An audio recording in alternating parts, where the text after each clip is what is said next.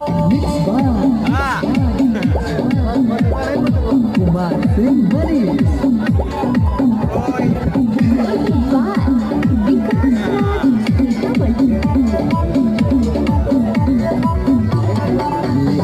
बाराती आई वो जमुई जिला के चौक पर। लेके हम बाराती आई वो